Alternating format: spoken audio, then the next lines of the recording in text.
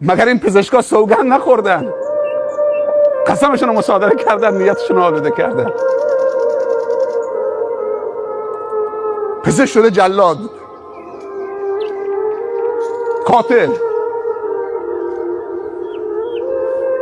اگر این دعا رو بخونه با وضوح به خدایا این انگشتان من نیست که شفا بخشه. بعضی دیگه انگشتشون نشون مردم میدن اینجوری درمان. یه الکبری بود چند سال پیش آمد طرف بندر لنگه و کیشو 150-200 میلیون پول جمع کرد، دیگه رفت تو استادیوم لنگه ایستاد، دید که خیلی مشتری زیاد داره، از حد این روستا همه ماشین در بست، هم خود مریض باید ویزیت میکرد هم همراهش هم باید ویزیت میگرفت. با 15,000 تومان همراه مریضم، دید که از بس استقبال زیاده مردم هم ساده، دیگه رفت تو استادیوم رو نقطه بلند ایستاد، به مردم میگفت از زیر دست هم رد بشید، دستشون نشون میداد خلاص شما معلولین و نابینایان و جانباز همه خوب شدید. اگر راست میگه ما این همه جانباز جنگی در مملکت داشتیم، چرا نمیره اونها رو 150 میلیون 200 میلیون پولم جمع کرد، مردم هم ساده. فکر میکرد یکمی مثل که حالم بهتر شده، یه بعضی موقع چند تا خوب شده. اللهم رب الناس اذهب الباس اشفه و انت الشافی لا شفاء الا شفاءک شفاء لا یغادر سقما.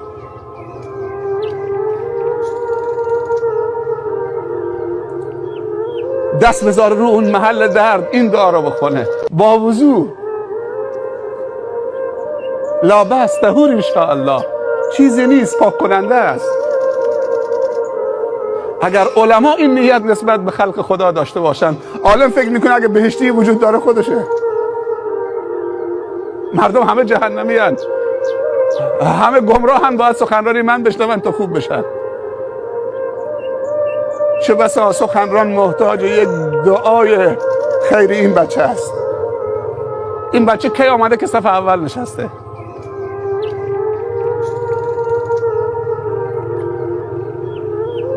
یه دعای خیرش بکنه.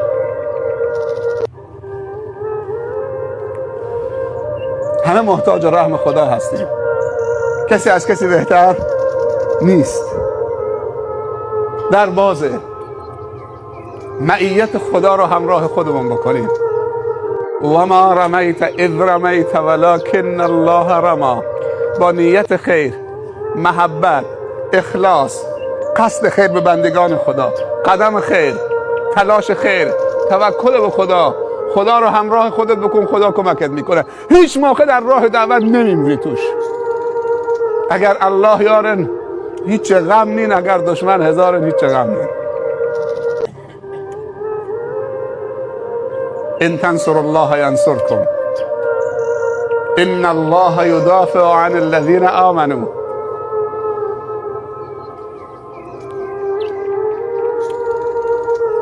چند شب پیش یا 2-3 هفته پیش گله‌دار بودیم. این جمعیتی که امشب آمده باید 20 تا داماد اینجا بود.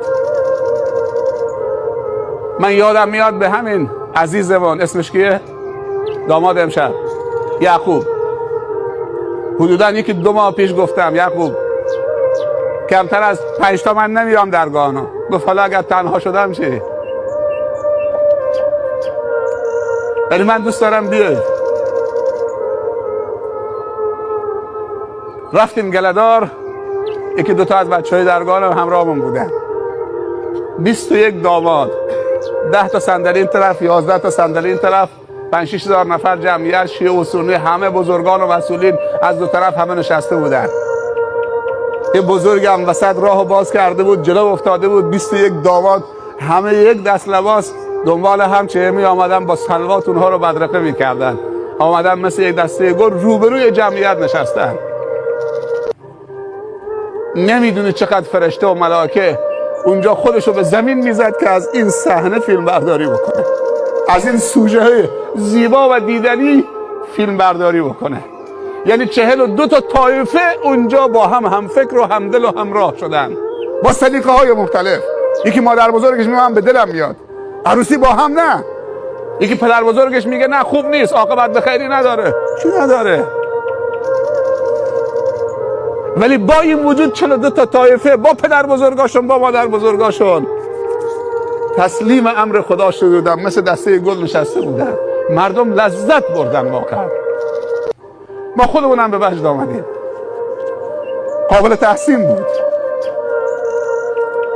این جمعیت 20 تا 30 تا داماد، این روستاهای اطراف، اگر این هلوری ها و درگاهانی ها عروسی های جواناشون مشترک این خور جدایی نباشه، یه خوری هست اینجا وسط. خدا نکنه که این خور جدایی باشه. ما هلوری و شما درگاهانی. ان اکرمکم عند الله اتقاکم. چه اینو عرب همارا، هندوستان همارا، مسلم هموطن ہے سارا جهان همارا. گر در یمنی چو با منی پیش منی، ور پیش منی چو بی منی در یمنی. من با تو چنینم ای نگار یمنی، خود در عجبم که من تو هم یا تو منی. این پرده ها رو بردارید. 25 تا داماد از هلور، 25 تا داماد از درگاهان کنار ساحل، کل جمعیت بیان برشینن.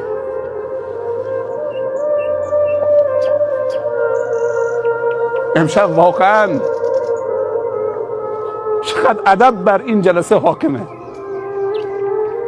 چقدر ادب و سکوت شما نشانه ادب شماست، نشانه توجه شماست و احترام شما به این جلسه. فکر خواهرها نیستن اینجا، کل سنگرهای اطراف مسجد خواهرها سنگر گرفتن. پس میشه کار کرد. یک جمله بگم، خاطراتی هست، هر کسی سفر میره خاطرات هم داره. تو همین گله‌دار یه مجری بود به اسم آقای رنجبر. 2 تا خاطره، یه خاطره ایشون تعریف کردن و یک صحنه واقعی من خودم دیدم نشونم دادن. هر دوتاش گفتنی است و شنیدنی است. آقای رنجبر که مجری برنامه بود گفت شیخ منو میشناسید؟ گفتم یادم نمیاد. گفت 7-8 سال پیش 9 سال پیش آمدی گله‌دار، اولین دامادی که شما شرکت کردید تو عروسی یک گله‌دار من بودم. گفتم یه چیزی یادم میاد. گفت من همونم. مجریگری برنامه میکرد، تو وسط لابلای برنامه ها یه چند کلمه هم صحبت میکرد، چند تا بیت شعر میخون، لطیفی میگفت و گفت که یک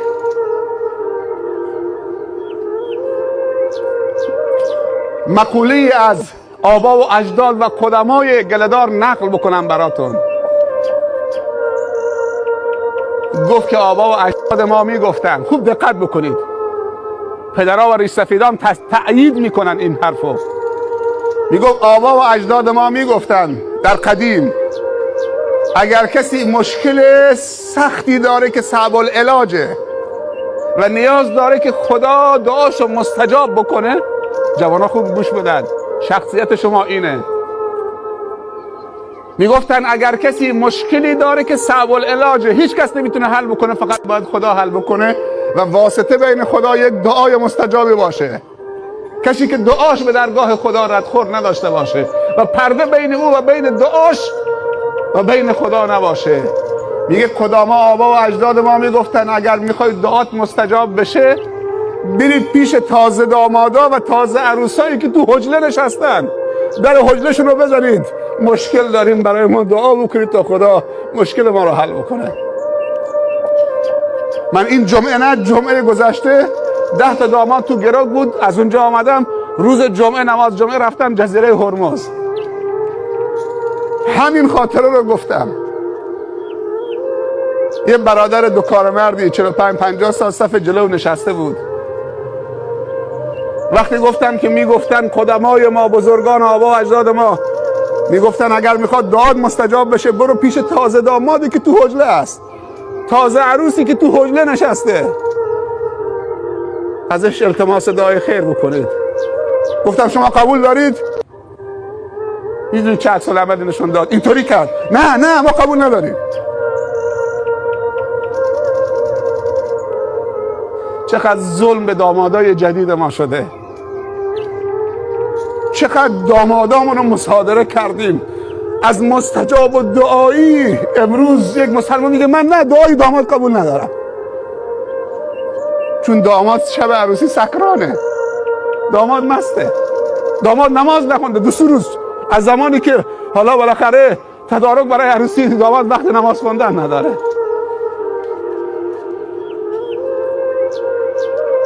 عروس خانم هم یه توری تنش کردن نیمه لوخت 6-7 ساعت تو آرایشگاه 3 وعده نماز نخونده. عروس خانمی که 3 وعده نماز نخونده چطوری مستجاب بود داست؟ ارکستر مسته، سکرانه، پول مشروبش داماد داده، پول تریاکش داماد داده، زمینه چشترانی هم تو عروسی زن و مرد دارن میرقصن.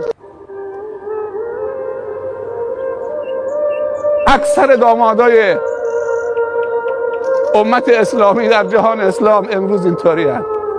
یه دوستی تعریف میکرد، میگفت تو 4 ماه تابستان و 20 روز تعطیلات نوروز تو یکی از مراکز بخش ها خودشون تعریف میکردن، میگفتن از خلیج و هرمزگان و فارس همه میان برای جشن عروسیشون. میگفت تو این 20 روز و اون 4 ماه 350-400 تا عروسی میشه تو اون شهر. شاید 2 تاش سالم باشه، 3 تاش سالم باشه، مفید نه، فقط سالم، بس ساده بدون هیچ.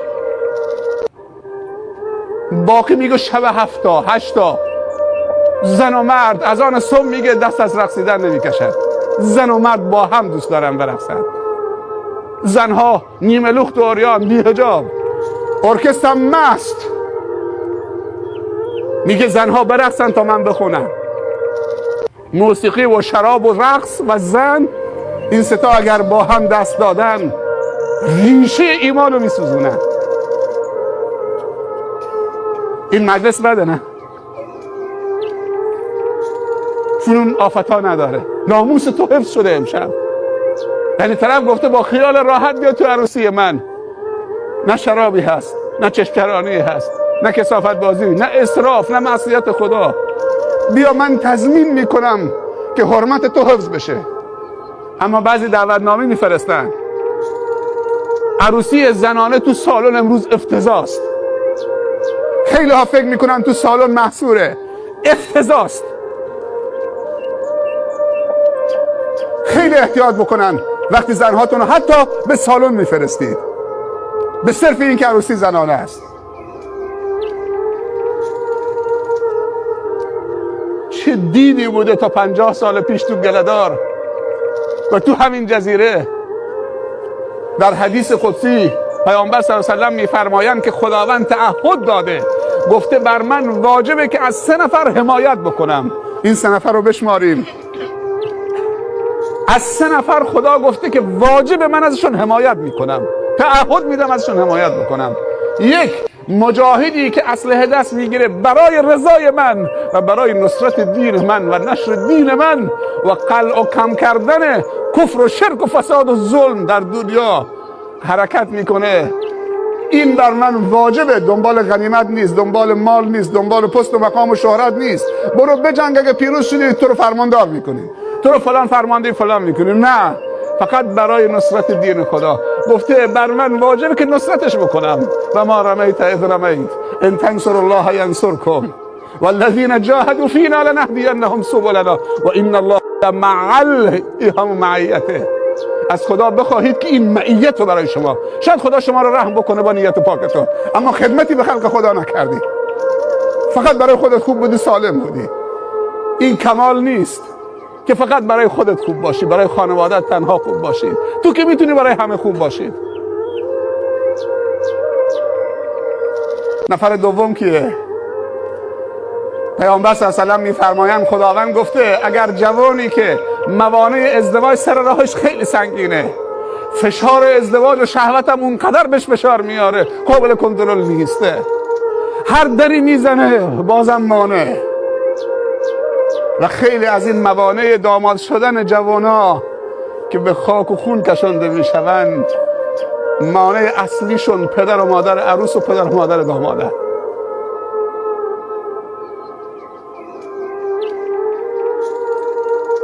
پدر و مادر عروس میگن مهریه به اندازه تعداد سال تولد دخترم. سال 1387 سکه بهار آزادی. کلاس دیگه.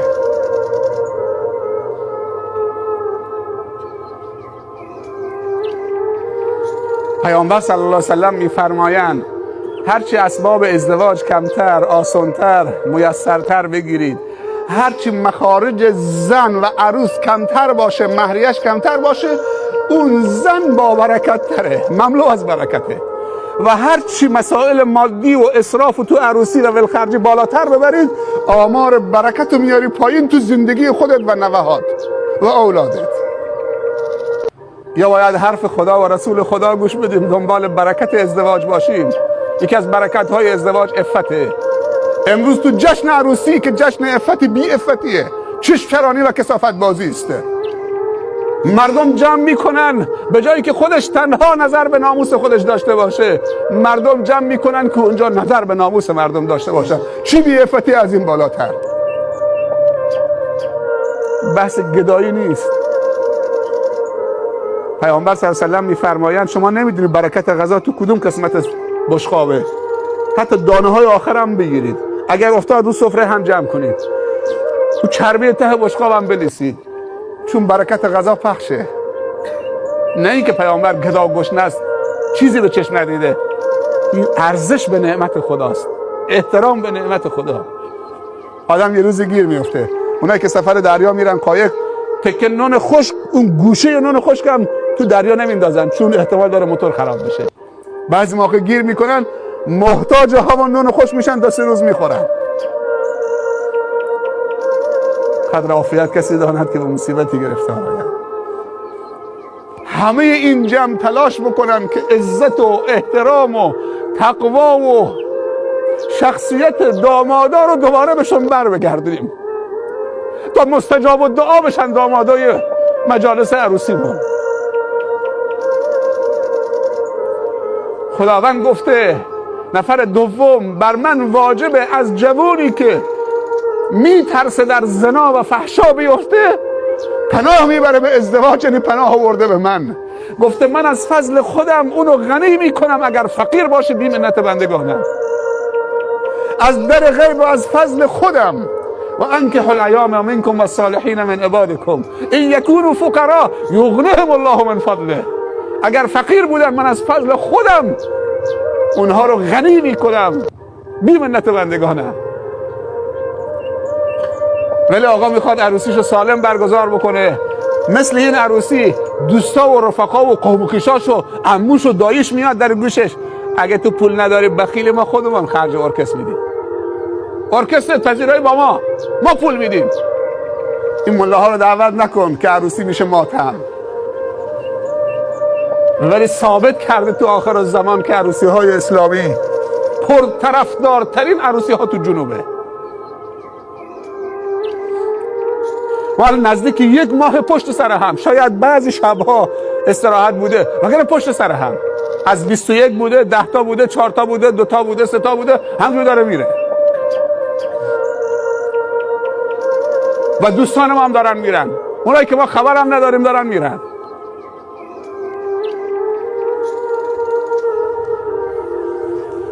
از سر مرز افغانستان زنگ زدن، خواهش امنیت تضمین. چند تا داماد دلمون میخواد، شاید برای مقدور نباشه.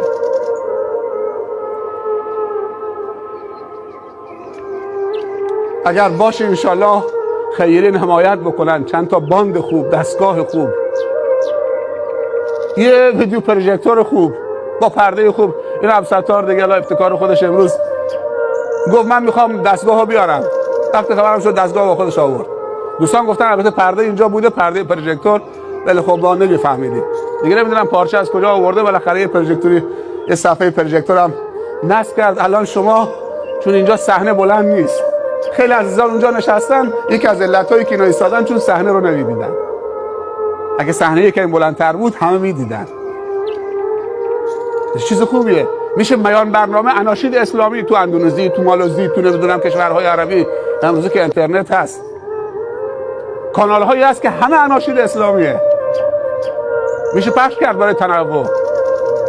برنامه‌های خوب میان برنامه‌ها باید عروسی هامون توش یه ابتکار عملی به خرج بدیم، ولی یکم خواهش میکنم باید دست تو جیبمون بکنیم، دست تو جیب خودمون بکنیم. یعنی بعضی موقع عادت کردیم خوب دست تو جیب دیگران میکنیم، میخوایم پول خیر از تو جیب دیگران، خب تو دست تو جیب خودم بکن.